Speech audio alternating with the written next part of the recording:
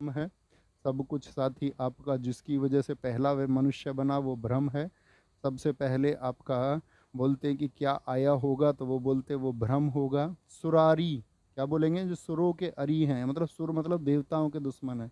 निशीचर या रजनीचर, जो रात्रि में चले। सुना है आपने या नहीं, सुना है आपने या नहीं सुना है, नहीं सुना है किसी ने भी, किसी ने तो सुना होगा भ्रम। तो मुझे वैश्वानर से ध्यान आया कि एक बार क्या होता है, एक बार सारे देवता, सारे जब देवता यानी कि सारे के सुर असुरों को जब युद्ध में हरा देते हैं, राक्षसों को, तो बड़ी जश्न मनाते हैं कि भाई हमने राक्षसों को हरा दिया, असुरों को हरा दिया। अब असुरों को हरा के इतना जश्न मनाते हैं कि ये भूल जाते हैं हम किसकी वजह से जीते। यानी मनुष्य ये भूल जाता है कि सब कुछ उसके कारण किस वजह से है। आप खुद सांस लेते हो क्या, बताएंगे मुझे, तो आप कहेंगे नहीं भैया हम तो सोते हुए भी सांस लेते हैं, बॉडी का स्ट्रक्चर ही ऐसा है, आप थोड़ी ना लेते हो सांस। तो आप सोते हुए भी सांस ले रहे हैं, तो यानी कि आप तो मौजूद नहीं है, यानी कि कोई और है क्रिया कराने के लिए। तो ऐसे ही देवता भी भूल गए।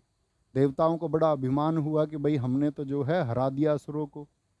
तो इस बात से नाराज ब्रह्म, जिसकी वजह से सब कुछ है, वो पैदा होते हैं। और वो जाकर के सारे लोग कहते हैं कि ये कौन है। तो तब वो देवताओं की परीक्षा के लिए आग को, अग्नि को भेजते हैं।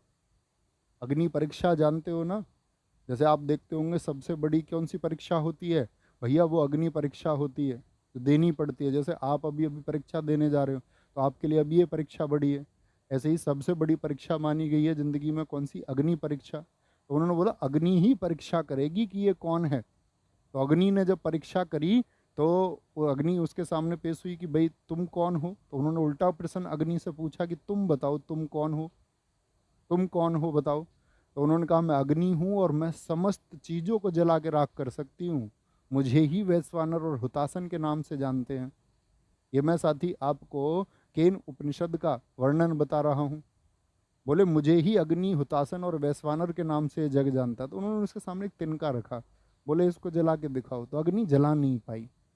तो उसने जाकर के ये उत्तर दिया था कि, और जाकर के उत्तर दिया था उसने कि मैं उसकी परीक्षा नहीं कर पाई, अब कोई और जाइए। ऐसे ही फिर वायु गए, फिर इंद्र गए, वो बहुत लंबा किस्सा है।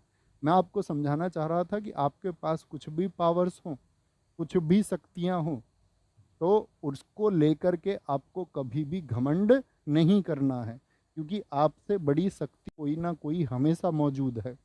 और आपको लगेगा आप बड़ी शक्ति हैं, लेकिन ऐसा क्या होगा कि शक्ति, आपको पता चलेगा कि हम कुछ भी नहीं हैं, हमसे बड़ी शक्ति हमेशा एक मौजूद होती है।